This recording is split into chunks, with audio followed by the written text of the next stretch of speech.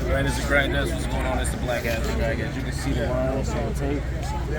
I'm live in Buffalo, New York. It was the first mass shooting ever in Buffalo, New York history.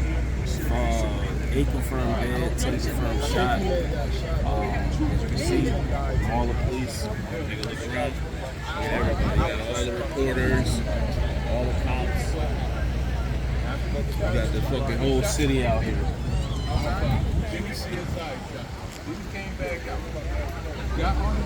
The killer is in custody.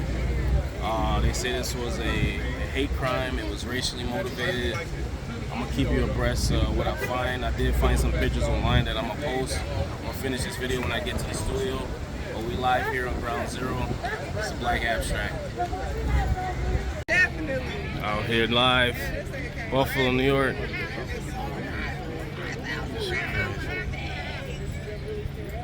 This shit crazy. First mass shooting in Buffalo history. As you can see. How many people confirmed? You know? No, they on. Whew. Trying to gain my composure here.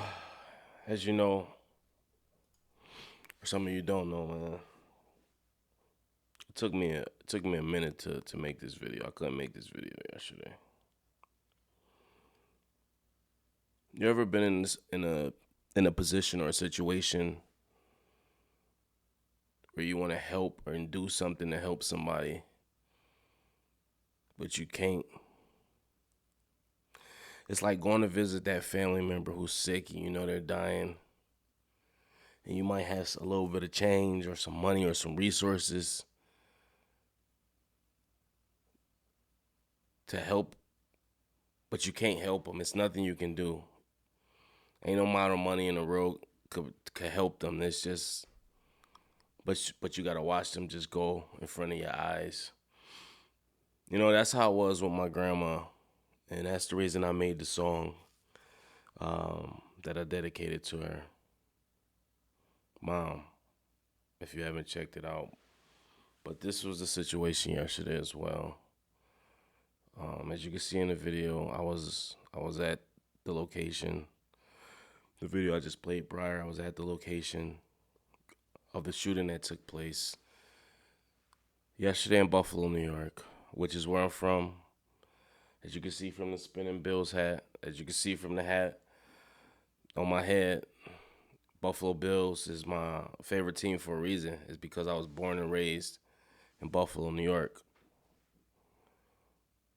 My grandma, God bless her soul, used to go to that Tops. It's a lot of old folk that go to that Tops. I remember when they first built that Tops some years ago. It was like the best thing since sliced bread, because to that point, they didn't have a major supermarket in that area that was in walking distance. So it was with great joy that Tops was in that neighborhood. And it was a lot smaller than the other Tops. That's why I never went in there, because it was just too small. They didn't really have a lot of the stuff I needed in there. But I was still happy for that neighborhood because they had the Tops there. They got the next plaza over here with Family Dollar and Sneaker Town and all these other places. They got another plaza with M&T Bank and some other stuff across the street. So I was watching that area slowly but surely come back alive and be redeveloped. So I was happy, you know. You got old people that have been homeowners for years. They watched the neighborhood go from being great to just continuously boggled down by the gangs and whatnot around there. And they just stuck it out. They're still sticking it out. So they go to this Tops on their weekends, get their coffee, to play their numbers. And to go into a supermarket on a beautiful Saturday, and for this to happen, it just made me sick to my stomach, man. You have no idea the feeling in the city right now. It's like a blanket just been put over us, man. Everybody is just down and distraught. I couldn't even sleep last night. I went to bed probably about 4 this morning, and I just got back up. I just can't sleep. And then I didn't hear from my mom yesterday. I had to make sure. She finally called me back just a few minutes ago, so I had to make sure she was all right. Called her probably about no less than 200 times. I was at Tops yesterday doing a roadside call. If you don't know, I own a roadside assistance business. Timelight Roadside Assistance is my business. And I was doing a call right next door in the plaza when the shooting was taking place, unbeknownst to me. I was right there. I was finna go in Tops after I was done with this call to grab some waters for the house. Just because I was in that neighborhood. Remember I said I don't really go there because I'm never over there. I don't live over there. But I had a call. I had a lockout. So I was going to go right to the plaza. And as I'm finishing the call, I see an influx of police cars all of a sudden. So I'm like, what the hell going on? And I see they got somebody on the ground. Mind you, I'm not paying attention. I don't see that as people laid. I don't sit here. I'm not paying attention to no pandemonium because it's just a lot of action that going over there anyway. So I'm looking and I look and then I see more and more police pulling over. And they pulling out tape. And as you can see, I got videos on my Instagram and I got videos on my Twitter when they arrested the guy because I was that right there in close proximity. And in the video, you see them arresting the guy and you see two bodies just laying there. And then in the other video from the other side, you see them loading another victim on the ambulance who had got shot, which wasn't life-threatening. He got shot in the shoulder. And I just was sick to my damn stomach. I couldn't believe it. I couldn't believe this happened. I can't believe the evil that could be inside a person for them to drive and not even be from the city of Buffalo. Not saying that matters, but to drive from a whole nother state and come here to do this to somebody. I don't know if he's in another state, in another city, but to drive all the way here and target these people. God bless the security guard who tried to stand up and shot him. But unfortunately, he had armor on. It didn't faze him. God bless his soul, man. He tried. And that's all you can ask for. You know, it's reasons like this that I advocate for owning your own gun. You should have the right to conceal and carry. New York State shouldn't be making it so hard for working class folk. Even folk who just passed the background. Like they gave me a hassle before I got mine. I got denied a bunch of times. Imagine a person in there that could have just had they pistol on them, and we probably could have had some lives that were spared. There was a lady in there, they saying that was holding her baby that got hit. This asshole went on Twitch and live streamed this. And there's pictures out there, him hitting the first lady in the parking lot. You see the impact hitting her. Oh my goodness, man. I'm sorry. This is just, whew. This is a lot. It's a lot, man. You hear about this shit happening in other cities, and you try to put it in your head, like, damn, what would you do if that happened here? Or I hope that never happens here. But to see it actually happen. A girl I used to work with ironically, when I worked at Tops. Tops was my first job ever. First job I ever had was at Tops. Where I go grocery shopping at, Tops. That's my grocery store. He could have picked any Tops. For some reason, he picked that one. Because I guess it's more black people going to be in there. The other Tops I go to is kind of a mixed melting pot. That's a lot of people that think like this. It's a lot of people that have the ideology. The most dangerous thing about this is that this opens up the door for other people who think like this to create more crimes like this in my city. But I'm going to tell y'all one thing. It's not going to happen.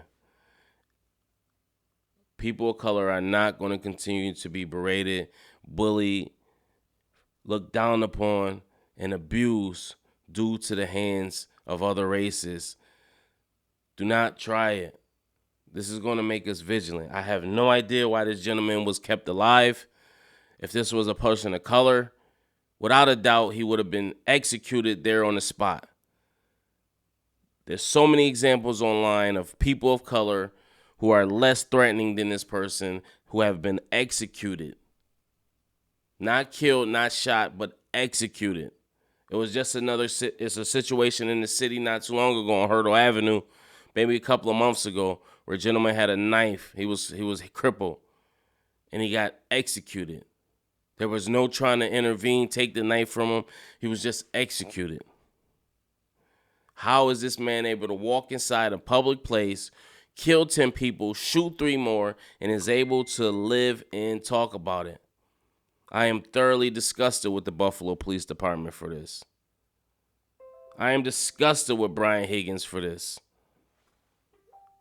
The first thing I see yesterday with him, ban assault rifles. That's not the fucking... What is that going to do? Ban assault rifles? What are you talking about? You think this kid don't have another way to get access to guns? If it's not assault rifles, he's going to get another gun. How about let the people strap up and stay vigilant? That way when assholes like him walk in stores, they could be armed to prepare themselves.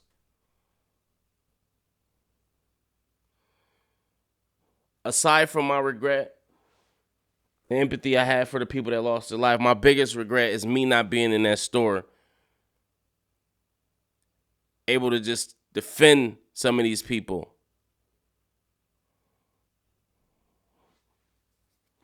This ain't going to be tolerated in my city, man. It's going to be an uprising. Call it what you want.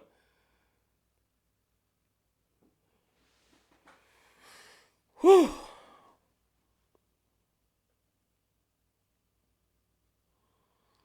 This shit made it to CNN before it was even on local news.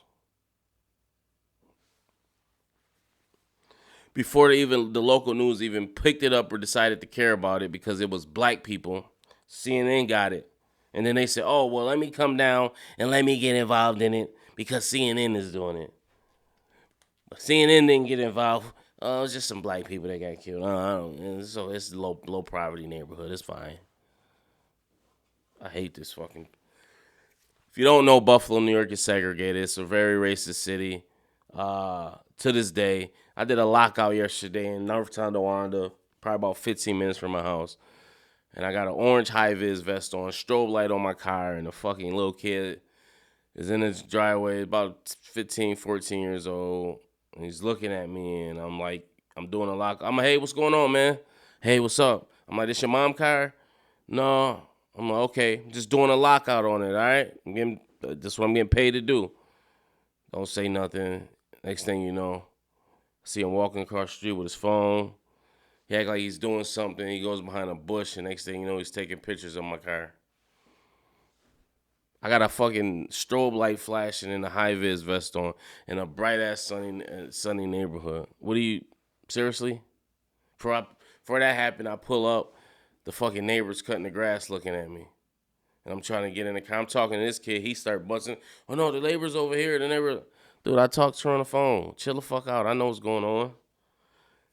Racist, man. The city, it sucks. Can't wait to fucking get on. That's why y'all gotta start buying my music so I can get the fuck out of this shithole. Post your comments below, man. This is disgusting, man. Prayers for the victims. I am doing a t-shirt. I'm making t-shirts. Pray for Buffalo. All the proceeds will be going to the victims of the shooting yesterday. If you want to help, that's another way to help. I am communicating with Mad Dads. That's an organization here in Buffalo, and we're trying to get this going so we can help out these families, because a lot of these families, I'm sure, don't have life insurance, so there's going to be expenses for funeral costs.